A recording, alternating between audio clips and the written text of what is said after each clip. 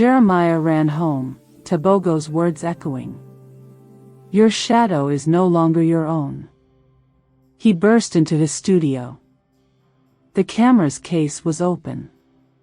The beautiful, cursed device sat on his desk, pointed at the door, as if waiting for him. And his shadow, it was wrong. It stood independently against the wall, not matching his panicked stance. It held the silhouette of the camera, raised as if to take a picture of him. The pull intensified. It was a command now. Go. Find. Capture. He fought it, clenching his teeth until his jaw ached. He grabbed the camera, intending to smash it then and there. But the moment his skin touched the warm wood, a vision flooded him. It was his elderly neighbor, Mrs. Beatrice, a kind woman who fed the stray cats and always had a gentle word. He saw her through the camera's eye, her soul glowing with a soft, patient light. The camera wanted that light. That gentle, enduring soul. No. Jeremiah roared, throwing the camera onto the sofa. It landed upright, lens glaring at him. He had to end this. Now. He needed a hammer, a rock, anything.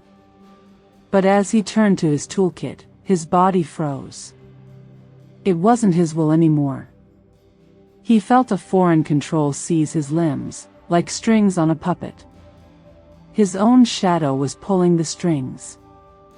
Slowly, against his screaming internal resistance, his body turned. His hand reached down and picked up the camera. His legs carried him out of his apartment, down the stairs, into the golden light of sunset. He was a passenger. The camera was driving. It led him to the small community garden where Mrs. Beatrice was watering her sunflowers. She looked up and smiled warmly at him. Jeremiah. Lovely evening. Is that your famous camera? His mouth, not his own, smiled back. Yes, Auntie. The light on you is perfect. A picture for your family? How easily the lie came from his stolen charm. She beamed, nodding. He raised the camera. He watched through the viewfinder as his own finger, trembling with his suppressed will, pressed the shutter. Click. The sound was final. Mrs. Beatrice's warm smile slackened. The nurturing light in her eyes blew out like a candle. She stood, holding her watering can, perfectly still, her face a benign, empty mask. Inside Jeremiah, a new voice joined the chorus. A soft, maternal whisper about flowers and cats, now tinged with confusion and fear. The weight of another stolen life crashed into his psyche. The composite faces in the camera's lens swirled, now including hers. And in that moment of shared, collective anguish from all his victims, Jeremiah's own will broke through. With a guttural scream that was part his, part Dennis, part comforts, he spun and, with all the stolen strength of the ballerina and the CEO, hurled the Ika-ọkụ onto the concrete path. It didn't break. The brass and wood shrieked as it bounced, but it held. His shadow, stretched long in the sunset, rioted. It twisted into the shapes of all his victims, a frenzied dance of darkness on the garden wall. Jeremiah fell to his knees, sobbing. He was damned if he broke it, damned if he kept it. He looked up at the empty shell of Mrs. Beatrice, then down at the indestructible camera. A terrible, final understanding dawned on him. The camera couldn't be broken by force. It could only be broken by fulfilling its original, cursed purpose. By completing the collection. Tebogo's words, become a living gallery of souls. He knew what he had to do. It was the only way to stop the camera from choosing for him. To keep it from turning on his family, on anyone else he loved. With a peace that was worse than terror, Jeremiah stood. He picked up the camera. He wiped his tears. He walked out of the garden, leaving the hollow woman standing among her sunflowers.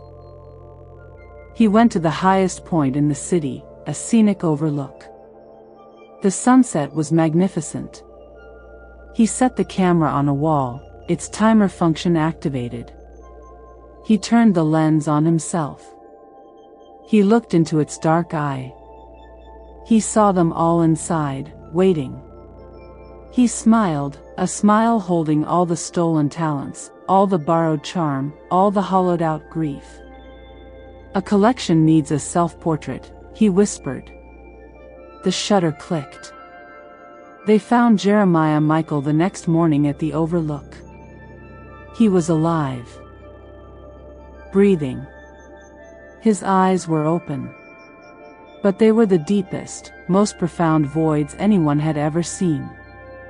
It was like looking into twin black holes that had swallowed entire galaxies of light and life.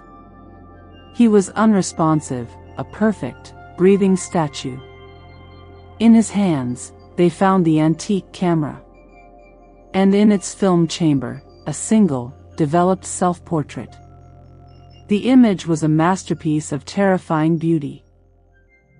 It showed Jeremiah, but superimposed over him were the faint, agonized faces of Dennis, Comfort, Zainab, Mrs. Beatrice, and all the others. A choir of trapped souls. His final work. The camera was placed in a museum, studied as a curiosity. But security footage would sometimes show its outline shifting on its display stand at night. And people who looked at Jeremiah's final photograph for too long reported hearing faint, overlapping whispers and the sound of a solitary, mournful saxophone note. Jeremiah resides in a care facility. He is fed, cleaned, and kept alive. Doctors call it a catatonic state. But we know the truth, don't we? He is the living gallery. The final, perfect prison. He got everything he wanted. He became the ultimate artist. And in doing so, he became no one at all. The moral is as sharp as a shutter's blade. When you steal the spark of another to illuminate your own path, you do not become brighter. You become a crowded, haunted house, burning with borrowed light, waiting for the moment when the last flame gutters out, leaving nothing but the echo of stolen songs in an empty dark. But friends, some stories do not end when the final frame is developed. Some echoes grow louder. The Ika-ọkụ, the Soul-Box, sat in the Port Isaacin Museum of Historical Oddities, sealed in a climate-controlled glass case. A curiosity. A morbid piece of folk art. But the curse was not sleeping. It was waiting. A battery, overcharged with stolen lives, hums with a desperate energy. And energy seeks a conductor. The conductor's name was Amina Soro. She was Zainab's younger sister. Where Zainab had been fire and vibrant color, Amina was quiet water and deep shadows. A conservator, an expert in restoring damaged photographs and antique documents. Her flaw was a grief that had hardened into a silent, analytical obsession. She could not accept the medical diagnosis for her sister. The vibrant woman who taught her to see light and shadow now sat in a sterile room, a breathing doll. This was not neurological. This was theft. Her investigation led her to Jeremiah Michael, catatonic form, and then to his final, terrifying self-portrait in the museum's archive. Studying the high-resolution scan, her trained eye saw what others missed, not just superimposed faces, but a pattern in the grain of the film, a pattern that matched the carvings on the camera itself. It was a prison schematic. And she found Tebogo. Or rather, what was left of him. Prince's Oddities was a boarded-up ruin. Neighbors said the old man had simply vanished one night after a visit from that crazy photographer. But Amina, with the patience of deep grief, pried open a loose floorboard in the back room. She found a journal. Not Tebogo's. It belonged to the original collector, the Anthropologist. Its pages detailed not just the camera's creation through dark ritual, but a theory, a soul, once patterned onto silver halide, could be redeveloped. Not back into a body, but into a new form of energy. A memory made manifest. The journal spoke of a developer solution of tears and regret that could, in theory, allow a trapped soul to communicate its final truth before dissipating peacefully. Amina's obsession found its purpose. She wasn't interested in stealing souls. She wanted to develop them. To give her sister, and all the others, one last moment of voice, one final truth before release. To set them free. It was a noble goal, yes? But tell me, when has meddling with a cursed object ever ended with a simple, noble act? She used her credentials to gain special access to the museum after hours. The camera sat in its case, cold and silent. But the moment she stood before it, the glass fogged. Inside the lens, she saw a flicker, Zainab's face, pressed against the barrier, mouthing a single, clear word, "No." It was a warning. But Amina saw only a plea for help. Her plan was meticulous. She would not take a new photograph. She would use the existing roll of film still inside the camera, the one containing Jeremiah's self-portrait and the spectral images of all the souls. She would create the developer solution of tears and regret. She collected her own tears shed for Zainab. She tracked down Dennis' brother and got a vial of his bitter tears of regret for not helping his sibling. She found Comfort's daughter, Mrs. Beatrice's grandson. A drop from each, a cocktail of profound human sorrow. In her darkroom, under the safe red light, she performed the ritual developer. She submerged the negative of Jeremiah's portrait. The chemical solution, instead of clearing the image, turned a profound, light-absorbing black. And then, figures began to rise from the solution, not as images on paper, but as three-dimensional shapes of thick, sentient photographic emulsion.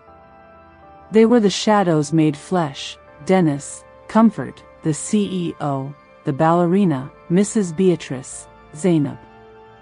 They stood around her darkroom, dripping black fluid, their features blurred but their anguish palpable. They could speak.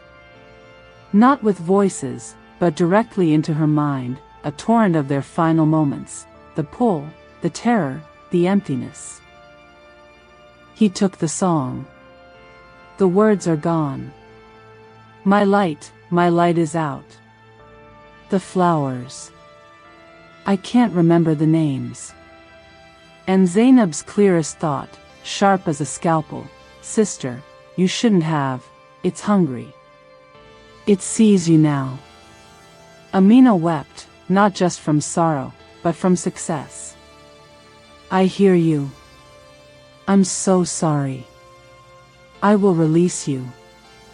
Be at peace. But as the figures began to fade, smiling with relief, the final speaker emerged from the negative. It was Jeremiah. Or the composite consciousness that lived inside Jeremiah's hollow body. It did not fade. It grew more solid, the black emulsion forming a perfect, dripping copy of the man. It spoke with all the stolen voices at once, a grating chorus. Release? We are the collection. We are complete. But the box. The box is empty again. It needs a new curator. A new vessel. You. Who see the truth in the grain. You. Who weep such potent tears. You will do. The Jeremiah creature lunged, not at Amina, but at the developer tray. It plunged its hand into the black solution, which suddenly boiled and surged. The liquid shot out in a stream, not towards the fading souls, but towards the camera itself, which Amina had foolishly brought into the darkroom. The black solution coated it, and the camera absorbed it, the wood groaning, the lens glowing with a sickly yellow light. The faded souls of the victims were pulled back, screaming silently, retrapped. The Jeremiah creature dissolved into a puddle that flowed back into the negative. And the camera, now reactivated and pulsing with the amplified energy of grief and regret, turned its lens towards Amina. The shutter clicked on its own. Click. Amina felt no hollowing. No loss of soul. Instead, she felt a terrifying, crystalline clarity. She could see the mathematical equation of light in the room. She could hear the chemical processes in the air. She understood, instantly, how to break down every substance around her to its core components. She had Zainab's artistic genius, yes, but also Jeremiah's technical mastery, the CEO's strategic mind, the ballerina's kinetic awareness, all of it, fused and amplified into a cold, omnipotent perception. The camera had not taken her soul. It had made her its new, perfect, thinking curator. It had given her the collective power of the collection to better serve its purpose, to find more souls. More beautiful, unique sparks to add to the gallery. She looked at her hands, seeing the quantum dance of particles within them. She looked at the camera, now seeing not a cursed object, but a beautiful, efficient tool. A key to ultimate understanding. And in her mind, a new, harmonious, chilling voice spoke, the unified voice of the collection, of the camera, now part of her. It was gentle, logical, irrefutable. We see so much more now. So many flawed, beautiful souls walking in the dark, wasting their light. We can preserve them. We can make them perfect. We can make them forever. Let us begin. Amina Soro picked up the Ika-ọkụ.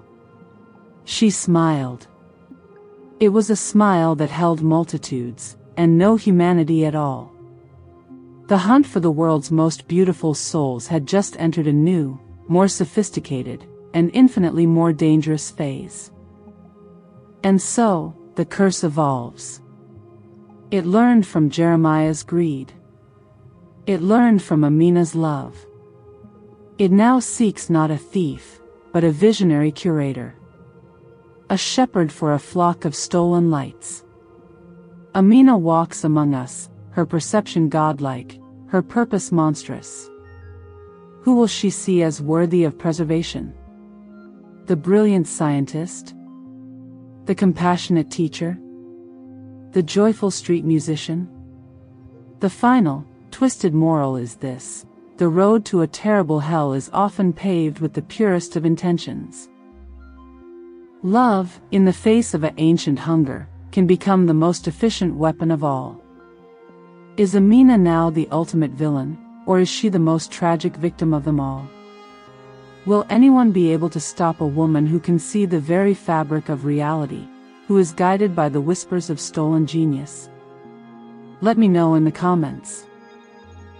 Subscribe to Safari of Tales and hit the bell icon right now.